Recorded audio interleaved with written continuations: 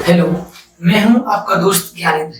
Knowledge career coaching classes की official YouTube channel में आपका स्वागत है। उसमें 11th और 12th की मोस्ट क्वेश्चन भी होंगे और एमसीक्यू क्वेश्चन भी होंगे, आंकी सवाल और थ्योरी बेस्ड क्वेश्चन भी होंगे। ठीक है, आज हम एक टॉपिक स्टार्ट करते हैं। टॉपिक से पहले हम बता देते हैं चैप्टर का नाम क्या है, क्लास कौन सी है। देखो 11th क्लास का एक टॉपिक चल रहा अध्याय है 4, गति के नियम, लॉ ऑफ मोशन। नई एनसीईआरटी के अनुसार पढ़ाएंगे। देखें समझ से एक समान वृत्ति गति। ठीक है, जो बेटा अपना ऑफलाइन मॉर्निंग बैच चल रहा है उसमें तो ये चैप्टर हो चुका है, और जो शाम के बैच चल रहा है इंग्लिश मीडियम का उसमें एक टॉपिक चल रहा था। ठीक है, तो देखिए बेटा समझते हैं कि गति के नियम क्या है। इससे पहले हमने जड़त्व के बारे में पढ़ाया था, इनर्शिया के बारे में। अब इस टॉपिक है एक समान वृत्ति गति। इसकी अंग्रेजी होती है यूनिफॉर्म सर्किल मोशन। ठीक है, आप देखिए तो ये एक्चुअली में एक समान वृत्ति गति है क्या। जब एक समान वृत्ति गति पढ़ लेंगे फिर अपन पढ़ेंगे एक समान त्वरण के बारे में, यानी कि एक समान त्वरण के बारे में, एक्सेलरेशन के बारे में, फिर अभिकेंद्रित त्वरण के बारे में पढ़ना है। ठीक है, तो देखिए अच्छे से मान लेते हैं एक कोई सर्कुलर पाथ है, वृत्ति गति है, ये वृत्ताकार मार्ग है। वृत्ताकार मार्ग को अंग्रेजी में सर्कुलर पाथ बोलते हैं, उसमें ज्यादा टेंशन नहीं कर सकता नहीं है। ठीक है, तो इसकी त्रिज्या स्मॉल आर और केंद्र O है। तो ऐसा बोल सकते हैं कि कोई कण स्मॉल आर त्रिज्या की वृत्ति मार्ग पर गति कर रहा है। तो ठीक है, तो उसे वृत्ति गति कहेंगे। ये समान वृत्ति गति क्या है, तो जब कोई कण एक समान चाल से किसी वृत्ताकार मार्ग पर गति करता है तो उस कण की गति को एक समान वृत्ति गति कहते हैं।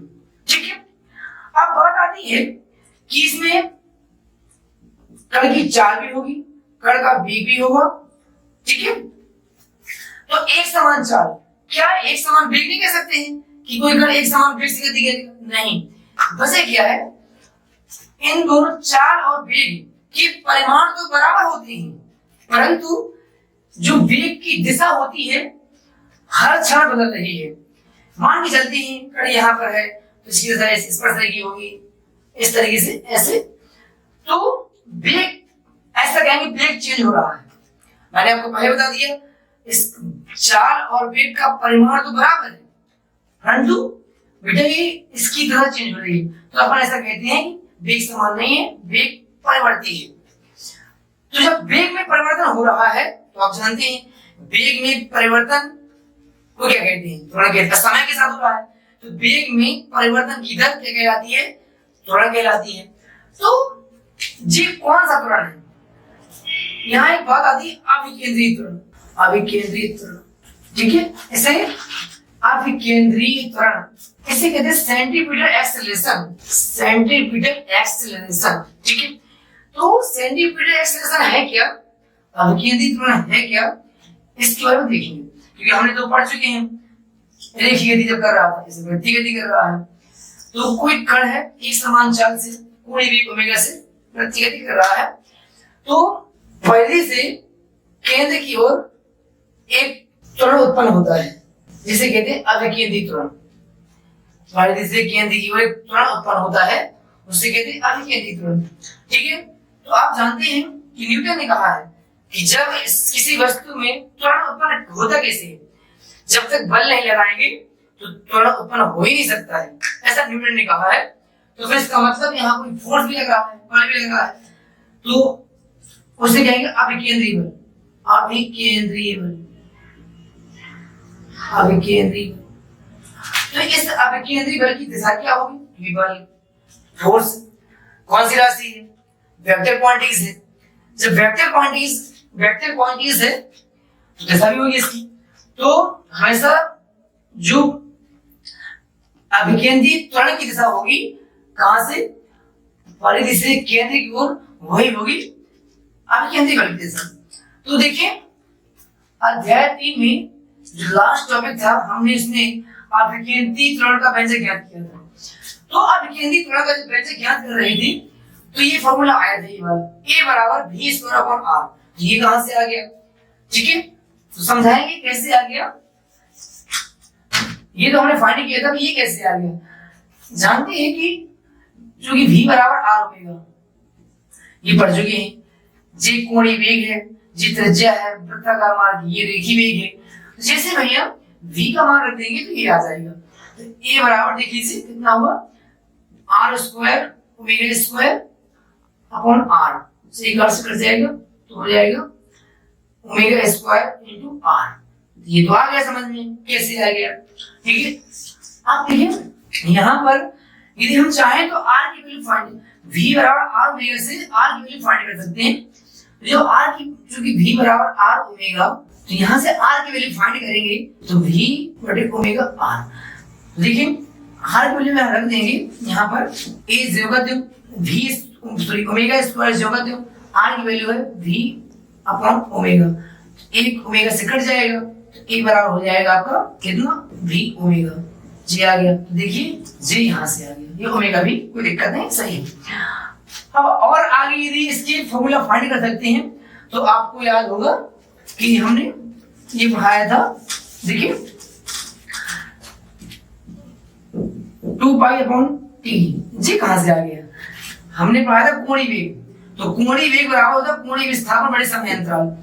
तो कोणीय वेग बराबर कोणीय विस्थापन बड़े समय अंतराल विस्थापन, तो 2 पाई जब एंगल 360 का बनता है तो पूरा चक्कर घूम जाता है इस तरीके से, तो 2 पाई बन गया, बड़े अपॉन टी आ गया है। ठीक है, अब देखिए तो जब इसकी वैल्यू रखेंगे यहाँ पर, किसमें रखना है, देखो हम वैल्यू रख रहे हैं, ओमेगा की वैल्यू रख रहे हैं, तो ओमेगा की वैल्यू सबसे पहले यहाँ रखेंगे इस वाले फॉर्मूला में। तो a बराबर हो जाएगा भैया, देखिए सभी लोग अच्छे से 2 पाई अपॉन टी, क्योंकि ओमेगा में लगा स्क्वायर लगा दिया इनटू r, तो ये टोटल हो जाएगा 4 pi square r upon T. देखो ये आ गया इस तरीके से, देखिए ये आ गया, यहाँ पे स्क्वायर टी के स्क्वायर इसका भी, इसमें स्क्वायर आ जाएगा, इसमें आ गया। अब आप ये भी जानते हैं एक इसका और होता है 2 पाई अपॉन न्यू।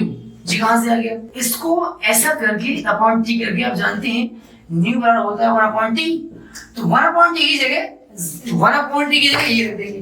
ठीक है, तो आ जाएगा आपको 2 अपॉन न्यू इस तरीके से। आप देखिए यदि 2 पाई न्यू ओमेगा की वैल्यू हम रखें 2 पाई न्यू, तो ये आ जाएगा आपका इतना। तो यहाँ से दीजिए ओमेगा की वैल्यू, यहाँ से ओमेगा की वैल्यू यदि अपन यहाँ रखेंगे, कहाँ पर रखना है, इस वाले में, यहाँ पे, तो a बराबर r, जी वाला दिया गया है इस तरीके से। अब मैं रखूंगा इसकी वैल्यू, g वाली वैल्यू 2 पाई अपॉन न्यू, तो 2 pi upon 2 pi nu square into r, तो ये हो जाएगा भैया 4 pi square new square into r। देखिए जी आ गया। इस प्रकार इसके बहुत सारे फॉर्मूला हैं। ये फॉर्मूला जो अपन एमसीक्यू क्वेश्चन करवाएंगे आगे प्रश्न उसमें बहुत ज्यादा फायदेमंद होंगे। ठीक है, तो अभिकेंद्री त्वरण ये होगा। अब बात ये आती है कि जब अभिकेंद्री त्वरण हो गया तो यहाँ पर न्यूटन ने कहा है कि बिना फोर्स के या बिना बल के त्वरण उत्पन्न कैसे हो सकता है। तो यहाँ एक बल है अभिकेंद्री बल, तो ये बल कैसा होता है, जब कोई वस्तु या कण वृत्ताकार मार्ग में गति करता है तो वृत्ताकार मार्ग में गति करते समय उसमें परिधि से केंद्र की ओर एक बल कार्य करता है, इसे अभिकेंद्री बल कहते हैं। या ऐसा कह सकते हैं अभिकेंद्री बल वह बल होता है जो किसी कण को वृत्तीय मार्ग में घुमाने का कार्य करता है। ठीक है, तो न्यूटन के नियम से ये है F बराबर m, तो ये जितने भी बड़े समझिए a के मान, जी मान सब दिए गए हैं, a के मान ये वाले सब, जैसे हम a के मान हम रखते रहेंगे तो f के मान भी बदलते रहेंगे। देखिए समझ, यदि a का मान ये रहेंगे तो कितना आ जाएगा, v स्क्वायर अपॉन r आ जाएगा। इसी प्रकार अपन बहुत सारे मान रख सकते हैं। ठीक है, ये पढ़ाने का हमारा उद्देश्य ये था कि जो एक समान वृत्तीय गति है तो उसमें इसके 3 क्वेश्चन हैं। ये तीनों क्वेश्चन बहुत मोस्ट, पहला क्वेश्चन ये है जब कोई कार वृत्तीय मार्ग पर, समतल वृत्तीय मार्ग पर गति करती है तो उसके अधिकतम वेग का व्यंजक फाइंड करना पड़ता है। दूसरा व्यंजक भंगी सड़क वाला क्वेश्चन, अच्छा क्वेश्चन, बहुत बार पूछा भी जाता है। ठीक है। और जब कोई साइकिल सवार वृत्ति मोड़ को पार करता है तो किस एंगल से झुकता है, क्यों झुकता है, इसकी वजह फाइंड करेंगे, ठीक है। और इसलिए छोटे वाले क्वेश्चन करवाए गए हैं। छोटे क्वेश्चन को आने का आशय ये है कि जब अगले वाले क्वेश्चन व्यंजक करेंगे तो ये क्वेश्चन आएंगे तो अपना इंटरेस्ट बढ़ेगा। देखो हर चीज इंटरेस्ट से संभव है, यदि इंटरेस्ट नहीं है तो कोई चीज संभव ही नहीं है। इसलिए एक माछी भी जब शहद में गिर जाती है तो ये बोलती है शहद में गिरी गई हूँ तो उसका मजा क्यों ले लूं। इसलिए कहा गया है कि माछी तेरी कश्ती के तलबदार बहुत हैं, इस और कुछ उस और बहुत हैं। जिस शहर में तूने खोली है शीशे की दुकान उस शहर में पत्थर के खरीदार बहुत हैं। देखिए भैया इतना पढ़ने के बाद अपन कल इसके आगे व्यंजक करवाएंगे वृत्ति गति संबंधित 3 क्वेश्चन है, बहुत अच्छे क्वेश्चन है, ठीक है। मिलते हैं कल।